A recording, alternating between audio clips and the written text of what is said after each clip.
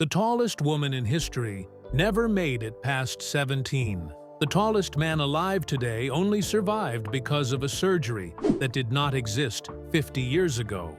And one giant was so terrified of what would happen after death, he demanded to be buried under 12 feet of solid rock, with iron bars around his coffin. These were not just tall people, they were prisoners inside their own fame, and some paid prices you would not believe. This is the story the world tried to forget. Patrick Cotter O'Brien. Patrick Cotter was born in Kinsale, County Cork, Ireland, in 1760, and his height turned into the kind of fact people could not stop staring at. He later used the stage name O'Brien because it sounded like noble blood, and that helped the posters sell the mystery. But the real shock was his body. He reached 8 feet 1 inch, or 246 centimeters, and he is often described as the first person in medical history known to cross the 8-foot mark. What makes it even stranger is that his exact height was confirmed long after he was gone. In 1972, his remains were examined, and the measurement came back at 246 centimeters, like the number refused to change. At first, his size looked like an advantage in ordinary work. As a teenager, he worked as a bricklayer, and people even claimed he could lay bricks for cottage roofs without using a ladder.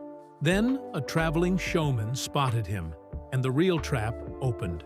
He was pulled into the sideshow circuit with promises of money, and once he was in, he learned how quickly a person can become property. A promoter sublet him to another showman, loaded him with fake debts, and Cotter ended up briefly jailed because of it. Still, that jail cell became a turning point. A friend he met there helped him break free from those contracts, and after that, Cotter decided nobody would run his life again if he could stop it. So he took control of his own show, and suddenly, the same crowds that once paid to gawk now paid on his terms. He leaned into the story too. He sometimes claimed he was 9 feet tall, and he pushed the O'Brien name harder, even saying he came from legendary giant kings of Ireland. People loved it. They loved it so much that stories followed him like smoke. One tale says a highwayman tried to rob his stagecoach, then panicked and ran the moment an 8-foot man stepped out of the carriage. Yet even while he earned money and built a name, he kept one fear close. He had seen what happened to famous giants after death. Curiosity did not stop when the shows ended.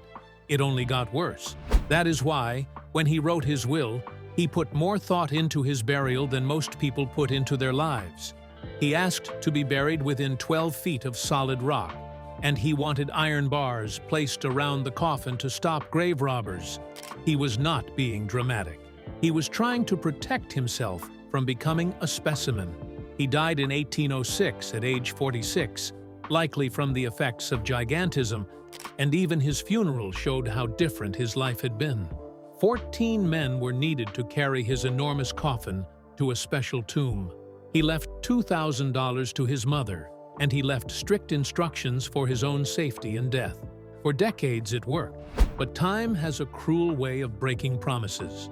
His remains were disturbed anyway in the 1900s, with exhumations in 1906, 1972, and 1986 because of construction and research. In the end, to honor what he wanted, his bones were cremated in 1986 and laid to rest again, hopefully, for good. And right as his story settles, it naturally pulls you toward the giant who haunted his fears in the first place. Charles Byrne. Charles Byrne was born in rural Northern Ireland in 1761, and his life became the dark mirror to Cotter's story. Accounts of his height vary, usually between 7 feet 7 inches and 8 feet 2 inches, but his surviving skeleton measures a little over 7 feet 7 inches. Either way, he was tall enough to stop a street. When he arrived in London in 1782, it was instant chaos. Newspapers called him the modern living colossus and the wonder of the age, and crowds paid to see him up close. People described him as gentle and good-natured, which made the whole thing feel even more unfair. He was not a monster. He was a young man trying to live. His height came from a pituitary tumor, what we now call acromegalic gigantism, and his health fell apart fast. He was only 22 when things got truly grim, and then came the robbery that reads like a curse. A pickpocket stole his life savings of $700. It crushed him. Soon after, in June 1783, he died, likely from complications of his condition and tuberculosis, still only 22 years old. But the worst part of his story did not happen while he was alive. Byrne knew surgeons wanted unusual bodies, and he knew one name in particular was circling him, the famous surgeon John Hunter. Byrne begged his friends for one last mercy. He wanted his body sealed in a lead coffin and buried at sea, far from any anatomy table. For a moment, it seemed possible. Then his nightmare walked into the room. On the night his body was being taken toward the coast, Hunter's agents bribed an undertaker and stole the corpse. Hunter boiled the body down to the skeleton, articulated it, and within a few years it was on display in his private museum. For around 2 centuries, Byrne's skeleton stood in the Hunterian Museum in London, not as a person who once breathed, but as a trophy of science. He never got the burial he asked for. Only much later did the world start arguing about what was done to him. Ethicists and even public officials from his home region pushed for his remains to be removed and buried at sea, as he had wanted. In 2023, the Hunterian Museum announced his skeleton would no longer be displayed to the public. Even then, you can feel how late it is. His story still sits like a warning in the room. Giants were treated like objects, and sometimes their bodies were taken as if their wishes did not matter at all. Angus MacAskill. Angus MacAskill's story changes the mood, because not every giant was built on illness. Angus was born in 1825 on the Isle of Byrne in Scotland, and later lived in Nova Scotia, Canada. He reached about 7 feet 9 inches, or 236 centimeters, and reports put his weight around 425 to 500 pounds, or 193 to 227 kilos. The difference with Angus is that he showed no signs of acromegaly or a pituitary disease. He was proportionally huge, like a man scaled up instead of warped by a tumor. That natural size came with strength that sounded unreal even to people who saw it. Guinness World Records once recognized him as the strongest man and the largest natural giant, with shoulders said to be 44 inches wide and hands a foot long.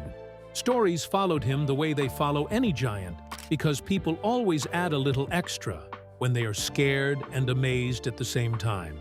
Some eyewitnesses claimed he could lift a 100-pound weight with 2 fingers. Others said he could carry full-grown men under each arm. There is even a famous tale of him lifting a ship's anchor weighing over 2,000 pounds, or more than 900 kilos, up to chest height. That one may be exaggerated, but it tells you what people believed about him.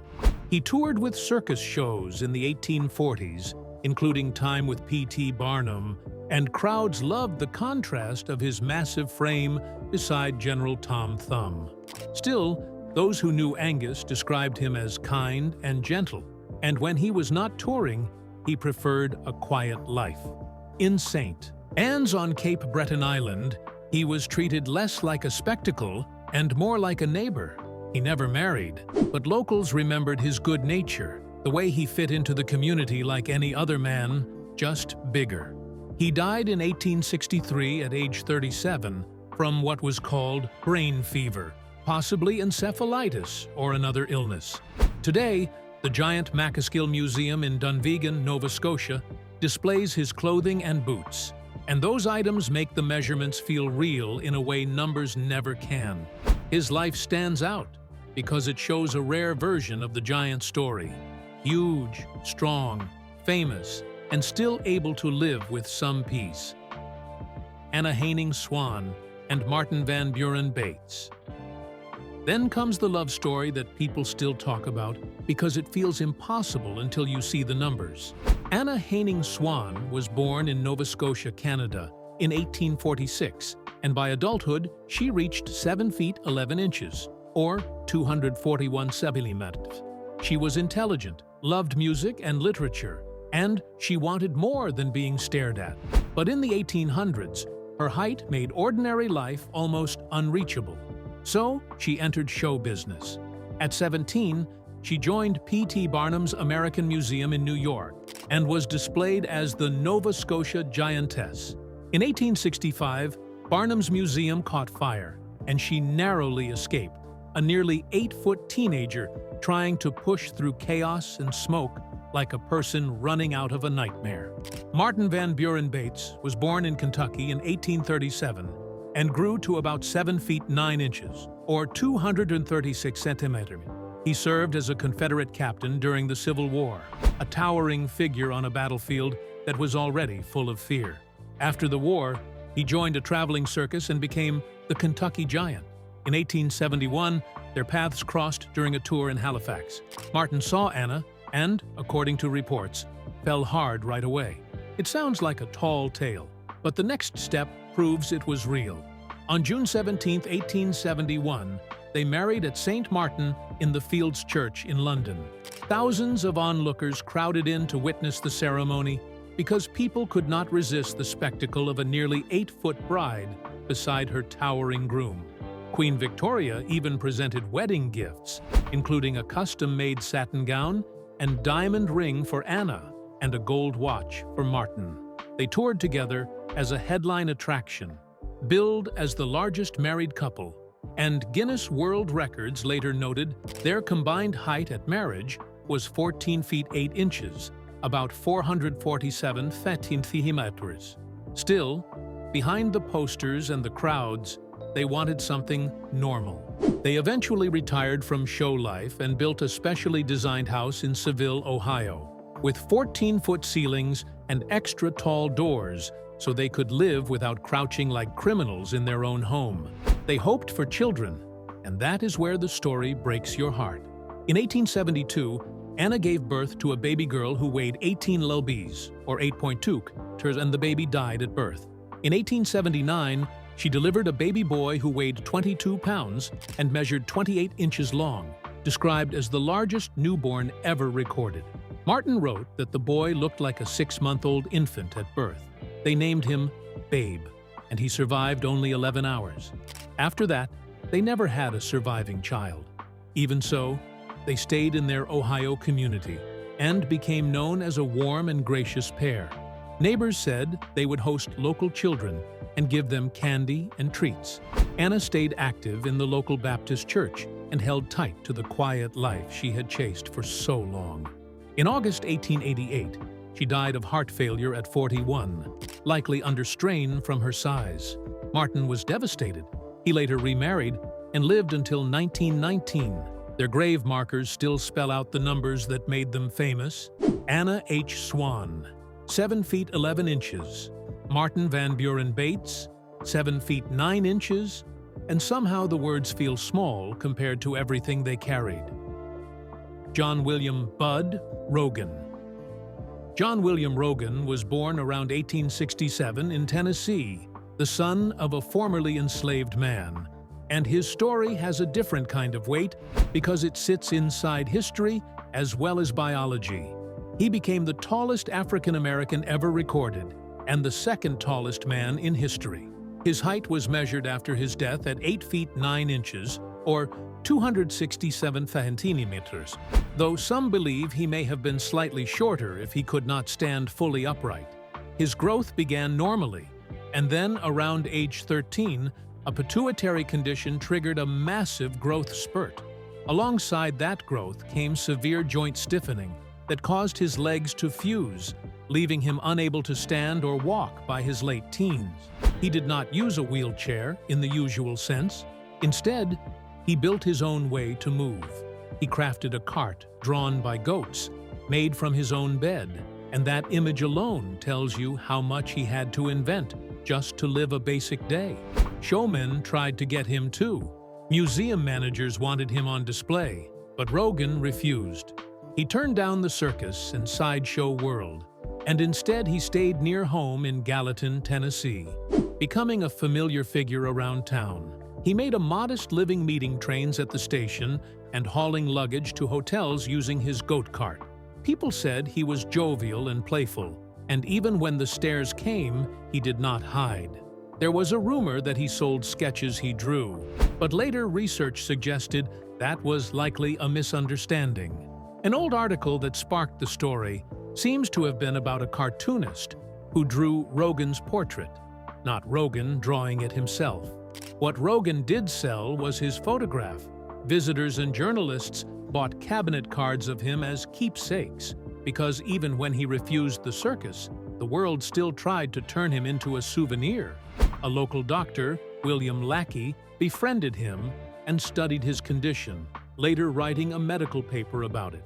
He described Rogan's immense hands, said to be 12 inches long, and the way Rogan kept growing while his body could not straighten. His weight changed over time, too. Earlier in adulthood, it was around 300 dalali, or 136 kg, and near the end it dropped sharply to about 175 liabili, or 79 kg. By his mid-30s, he was suffering respiratory problems and other complications. He died on September 12, 1905, at about 37 years old. Robert Pershing Wadlow. Robert Wadlow's name is impossible to avoid in any true list of extreme height, because he is the tallest verifiable human ever recorded. He was born in 1918 in Alton, Illinois, and what makes his story hit hard is how normal it started. At birth, he was a normal baby, weighing 8 pounds 6 ounces. Then, the growth hormone took over. His pituitary gland produced too much, and his body never received the message to stop. The numbers almost do not sound real, but they were measured again and again. By age 8, he was 6 feet tall, already taller than his father. By age 13, he was over 7 feet, and his school had to make a special desk for him. At 17, he reached 8 feet 1 1/4 inches. And on June 27, 1940, just days before he died, doctors measured him one last time. He was 8 feet 11.1 inches, about 272.0 centimeters. At that time, he weighed around 439 pounds, about 199 kilograms. His gigantism was proportional, which meant his whole body grew together, not twisted or uneven, just relentlessly bigger. What saved his spirit for a while was the people around him. His family and community tried to give him a childhood that felt normal even when his body did not. He joined the Boy Scouts, and they made him a special uniform that needed 14 yards of fabric. He liked photography and stamp collecting. He was the oldest of 5 children, and all of his siblings were ordinary height, which made family photos look almost unreal. By the time he graduated high school in 1936, he was already a national celebrity, and he stood about 8 feet 4 inches. That fame could have turned him into a sideshow, but he resisted that. In 1936, he toured with the Ringling Brothers Circus, yet he refused to be displayed as a freak. They wanted him dressed up in a top hat and tails, and he said no.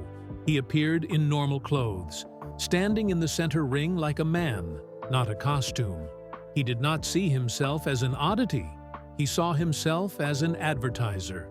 That became even clearer in 1938 when he started working with the International Shoe Company. They provided him size 37 AA shoes, and in return he traveled constantly. Over time, he covered more than 300,000 miles, visiting 800 towns across 41 states, often with his father beside him, adjusting the car just so Robert could fit. Crowds poured out to see him. The attention began when he was only 9, and it never stopped. Yet the most common thing people said about him was not his size. It was his gentleness, quiet, courteous, kind, sometimes shy. That is why he was called the Gentle Giant. John F. Carroll. After Robert, the stories shift into another kind of pain, because not every giant could even stand straight. John F. Carroll was born in 1932 in Buffalo, New York, and his case came with severe spinal kyphoscoliosis, a curvature so intense it shaped his whole life.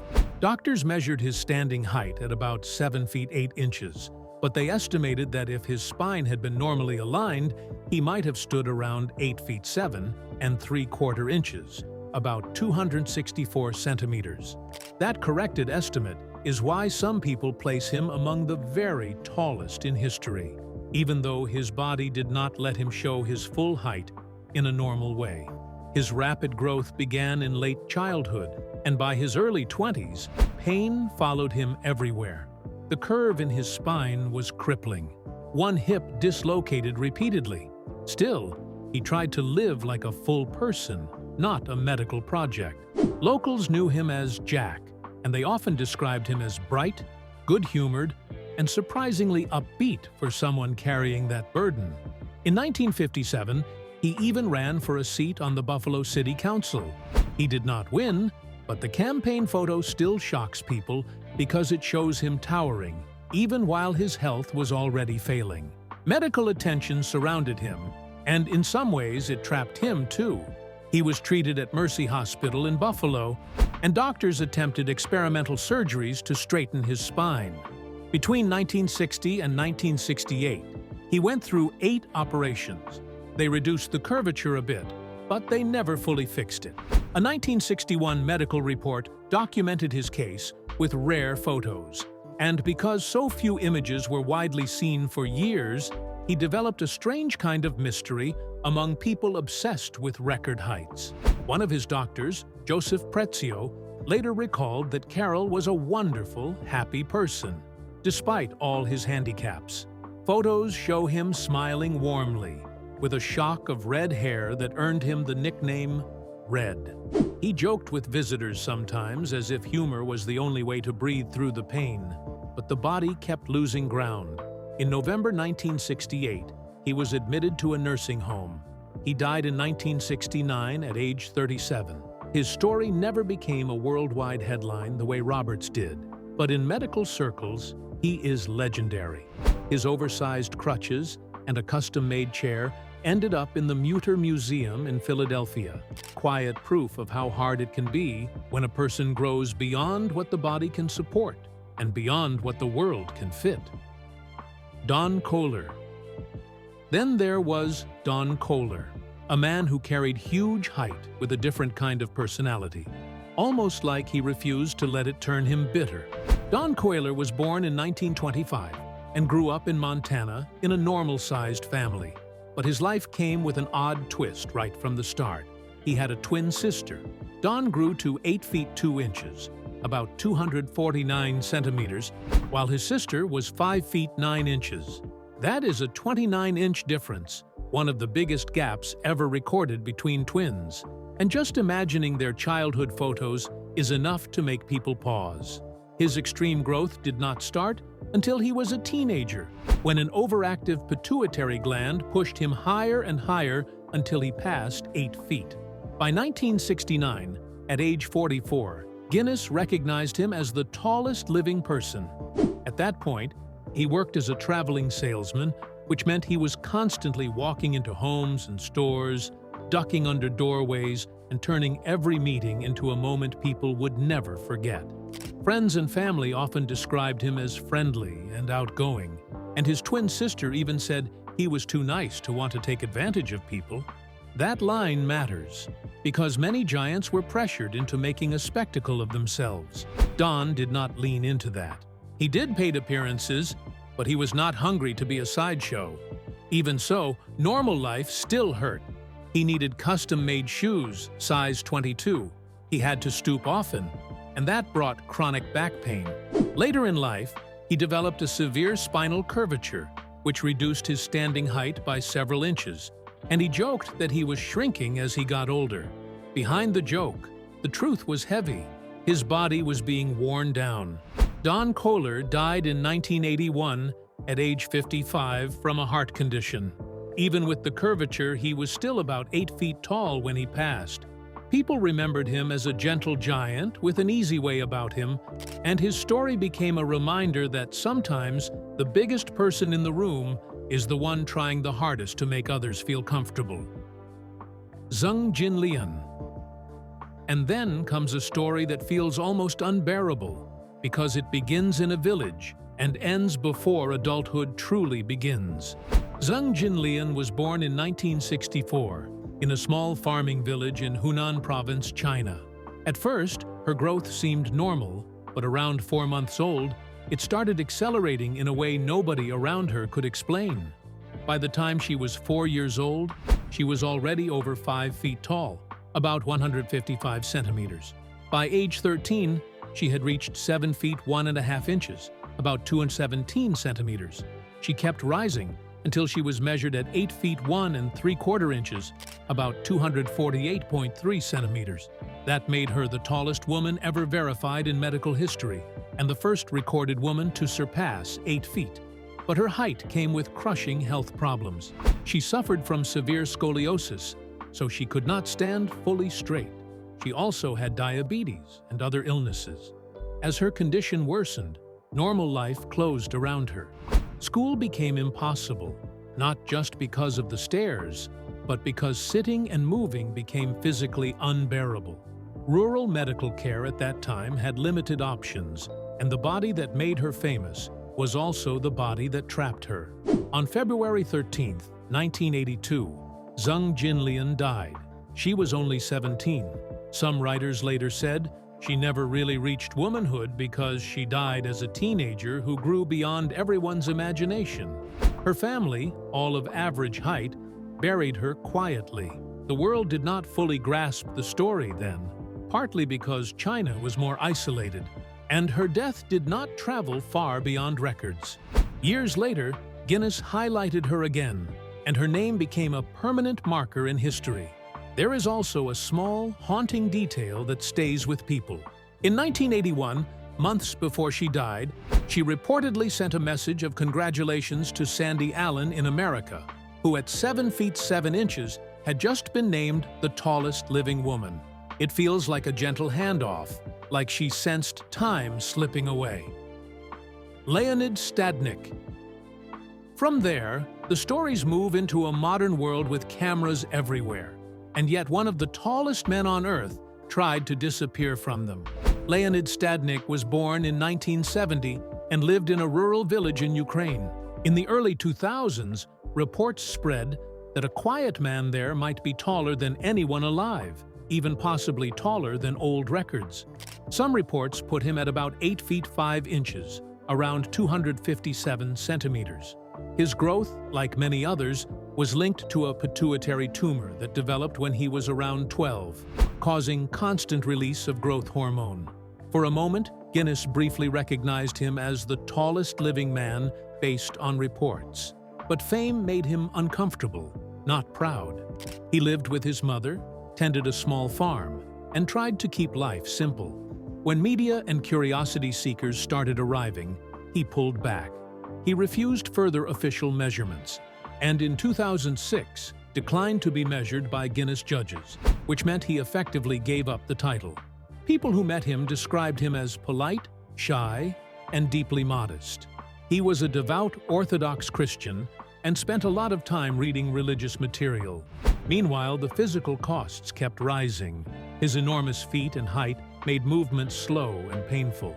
He eventually had to quit working as a veterinarian because he could not fit into cars or travel easily between farms. There were moments of help that sounded kind, but still felt like reminders of how different his life was. In 2008, Ukraine's president gifted him a specially adapted van. Neighbors built extra tall doorways, yet he often spoke as if he wanted peace more than perks. The body kept wearing down, and on August 24, 2014, Leonid Stadnyk died at age 44 from a brain hemorrhage, likely a stroke linked to his condition.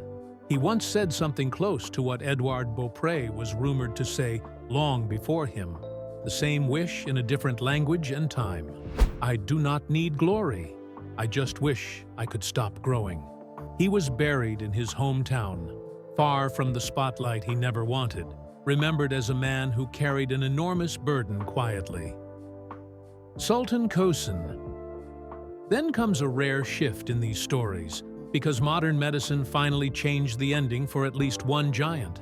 Sultan Kösen was born in 1982 in a farming village in Mardin, Turkey. His height comes from pituitary gigantism caused by a tumor, and like many others, he grew normally at first, then surged. Around age 10, his growth accelerated. By 14, he was over 6.5 feet. By 19, he had passed 8 feet and needed crutches to walk. His family was average in height, which made his growth even more shocking inside his home. School became difficult, then impossible, because the world was not built for him. He worked as a farmer instead, and he sometimes pointed out the small advantages, like changing light bulbs without a ladder. But the disadvantages were constant. Clothes did not fit. Shoes did not exist in normal shops. Cars were cramped. For a while, he wore homemade shoes, until custom solutions appeared later. In 2009, Guinness verified him, and in 2011 his height was measured at 8 feet 2.8 inches, about 251 centimeters. He became the tallest living man. He admitted he never imagined he would be in the book. He said he dreamed about it, but it still felt like a shock. Suddenly, he was traveling, posing for photos, meeting people across the world. Even with language barriers, his gentle smile became part of his image, and he spoke openly about something personal. He said it was hard to find a girlfriend because people were often scared of him. He said, "Hopefully now that I'm famous, I'll be able to meet lots of girls. My dream is to be married." Then he laughed and added another wish: clothes that actually fit, because being seen did not mean being comfortable. In 2010, he underwent gamma knife surgery to treat the tumor, and it finally stopped his growth. That single medical step is what so many giants in history never had. In 2013, he married Merve Debo, a Syrian woman who was 5 feet 9 inches. Their wedding traveled across headlines because the height difference was stunning, but the real story was that his life was moving forward instead of ending early. He continues to hold records, including the record for largest hands, measured at 11.22 inches long. He also still returns to quiet life when he can, and he often talks with humility, saying he is grateful for his uniqueness. His story does not erase the pain that comes with extreme height, but it shows that for the first time in this long history, a giant could survive and keep living past the ages that once felt like a hard limit. Bao Xishun, right before Sultan rose into that spotlight, another tall man carried the title in a very different way, and his story became famous for one moment that nobody could have predicted. Bao Xishun was born in 1951 in Inner Mongolia, China. He stood about 7 feet 9 inches, around 236 centimeters, and he lived most of his life as a herdsman. His height made him known, but he did not chase it. His growth spurt came in his teens, and unlike many giants, his condition was described as idiopathic, meaning the cause was unknown. He served in the People's Liberation Army for a time and later returned to a quiet life on the grasslands. In 2005, Guinness recognized him as the tallest living man at the time. He stayed modest about it, and he often said he was proudest not of height, but of being able to help. Then, in December 2006, that idea became real in the strangest way. 2 dolphins at an aquarium in Fushun had swallowed plastic shards and were getting sick. Vets struggled to remove the plastic because the dolphins' stomachs contracted, and normal tools were not reaching far enough. Someone thought of Bao Xishun. He showed up, rolled up his sleeve, and reached his long arm down into the dolphins' stomachs, pulling the plastic out by hand. Reports described his arm as about 41 inches long, around 105 centimeters. Afterward, the aquarium manager said the dolphins were in very good condition. Photos of the moment spread across the world, and people started calling him the Dolphin Doctor. Not because he had medical training, but because his body became the one tool that could solve the problem. His life also had a softer turn. In 2007, at age 56, he married a woman from his hometown who was about 5 feet 6 inches. Media came to watch, curious, but the pictures showed something simple. A tall man who spent most of life being stared at, finally living a normal joy.